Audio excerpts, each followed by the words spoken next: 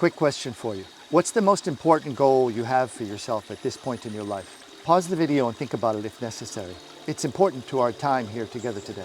I'm going to wager a guess that many of you thought, I want to be happy, or possibly even more specifically, I want to retire as soon as I can and enjoy the rest of my life. If either of those is close to what you thought, then you clicked on the right place. I hope and believe you will find value in the next few minutes. Assuming for the moment that it is your immediate or not too far down the road goal to retire as soon as financially possible, then let's talk about how to get you there. Hey there, my name's Ed. Welcome to the channel and thank you for stopping by. After a 19-year career in education, 7 months ago, I gave my notice and quit my job. My Japanese wife and I rented out our home in Tokyo and moved to Koh Samui, Thailand, where I'm pleased to report we are very happy. But we took some very specific steps in our life to get us here. And I think they may well be of use to you in your life, whether you're retiring next or even 10 years down the road. Firstly, in the way of mental preparation, you are likely to experience stages in retirement. Studies have shown that it's surprisingly similar to the stages applied to the acceptance of death. Now, personally, I find the pairing of retirement and death together a little creepy, as one of the fears I was battling in the lead up to my retirement was that it's the beginning of the final chapter of my life and that soon enough, I'd be dead. It does make sense, right? Old, gray-haired, hunchback guy sitting over at the corner at his own retirement party, escorted out of the building later that evening while his co-workers look on with glee. 6 months later, all staff email subject reads, "Bad news about so-and-so." Isn't that the guy that retired last summer? Well, I'm happy to report that that particular fear no longer resides in my brain. This is the start of the best chapter of my life, not the last. But since they lead to where we're heading today,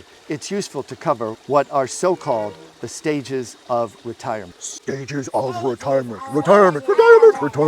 Stage 1, pre-retirement. This is your planning and prep for retirement, both financially and emotionally. No surprise there, but I can tell you from personal experience, it does have some weight to it. I experienced quite a bit of stress during this stage. It began a couple of months before I put in my notice to quit my job and lasted all the way up till a few days before I got on the plane to fly from Tokyo to Thailand. It was a time full of worries. Am I making a mistake? Was I making a mistake to quit a job where I was making over $100,000 a year? Do we have enough in savings and investments to last us for the rest of our lives? What if I get bored in retirement and can't find anything to occupy my time? So bored. I think I passed out of that phase pretty quickly. We're not rich, but I don't stress about money, and I believe in our investments, and I don't regret quitting my job for 1 second.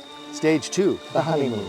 At the beginning of retirement, one may experience elation, excitement, and relief from work-related stresses. Okay, no brainer at that stage. I experienced elation, and it lasted for about 2 months. Stage 3, disenchantment.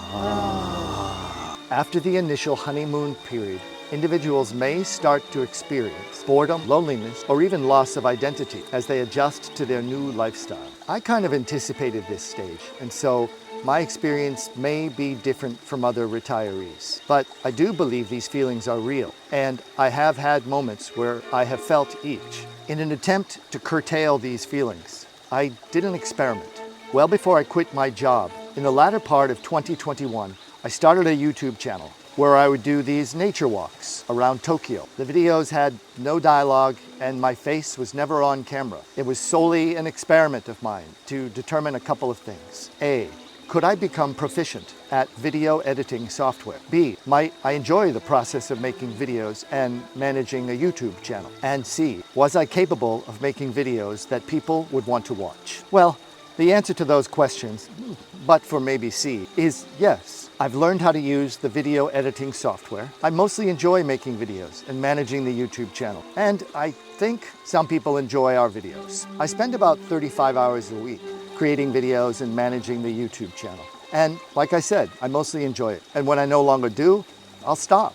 So the question of disenchantment, boredom, and loneliness, for me, has thus far been minimal to zero. Stage 4, reorientation. In this stage, retirees may start to explore new hobbies or interests, things that provide a sense of purpose to their lives. One thing that is very important to Tomo and me is yoga. We have a fantastic studio that we belong to, and we try to go 3 times a week. There are some amazing teachers there, and the classes give us so much more than just the opportunity to stretch and stay in shape. If you do yoga, then I expect you know what I mean, but if you don't, it might be hard to explain in words here. So I'll summarize with a simple recommendation. If you're looking for a great way to get back in shape, reduce stress, and explore a deeper connection to yourself, then I would highly recommend you give yoga a serious try. Stage 5, stability. As retirees settle into their new routine, find meaning and satisfaction in their post-work life, they can reach a stage of stability and contentment. I guess that's where I am, at least for the moment. Okay. For those stages filed away for when the moment is right, what should you be thinking about and working on now so that you can be happy in retirement? I have a short list for you to ponder, so you may even want to grab a pen and piece of paper. Number 1, identify your values and try to align your actions to them. I know that's easier said than done, and I'm still working on this myself, but it's worth mentioning. For me, the thing that I value most in my life is my relationship with my wife. And it's a constant work in progress. And we're both changing little by little all the time. Tomo and I have been together for 19 years now. Last night we were sitting quietly in our little escape here in the Koh Samui Tamarat, speaking about the longevity of our relationship. And we're both continually amazed at not only all that we've been able to accomplish together, but even more so how we have grown and changed along the way. And we fully acknowledge it's our ability to listen and compromise. Above all else, that has kept our marriage going. Prior to our time together, the longest romantic relationship I ever had was no more than 2 years. In my entire life, I honestly used to wonder in my head if I was even capable of being in a marriage. I'm definitely not the same person I was when we met, and nor are my values. And she is a big part of who I have become. I also think it's fair to say that she's changed as a result of our relationship. And in a way, I think it's similar to the grafting of 2 plants so as to create a new, stronger one. Be you single or married, what I want to encourage you to think about is not what you value today, but who do you hope to be in 10 years? And then align your actions with those values so that you can become the person you want to be. What are the aspects of yourself that you're not quite happy with? And then, little by little, take the steps necessary to change the behaviors that contribute to that person. It might mean letting go of some friendships that aren't a healthy influence, or having some difficult conversations with your spouse or even your siblings or parents. It could mean changing a career or jumping off the retirement cliff before your retirement calculator tells you it's safe to do so. But those are the kinds of things I want to encourage you to ponder. Number 2, cultivate gratitude. And I know it may sound like some esoteric bull, but I can tell you without a doubt, the very practice has changed my life enormously. Personal example, I used to ride my scooter to work every morning for a short 7-minute commute. And on my way, especially around the time of a new school year, a lot of negative thoughts would roll around in my head. The stresses of a school calendar are as repetitive and predictable as the first day donuts. My breathing would become more shallow. My chest and jaw would noticeably tighten. I would literally feel a physical change during that 7-minute commute. Then, one day, a second competing voice interjected in my head. It said the following: "Be grateful, Ed. You have a fantastic job." It was like this layered sound buried in one of my favorite songs that I had listened to hundreds of times over the years. And yet, it was like I'd never heard it.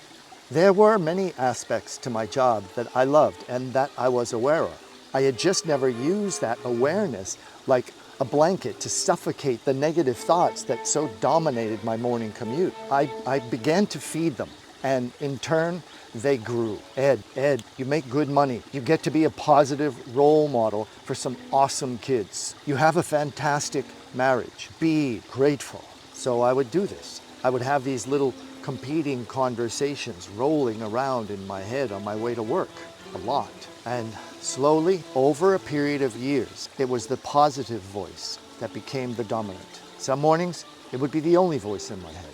It had become a habit. The result of this was a softening in myself. Things that used to piss me off no longer did. I was no longer quick to anger. And in turn, that open space in my head, as a result, I became more empathetic for others, simply because I had the open space. It was a slow change with this positive domino effect throughout my life, but one that was clearly connected to a foundation of gratitude.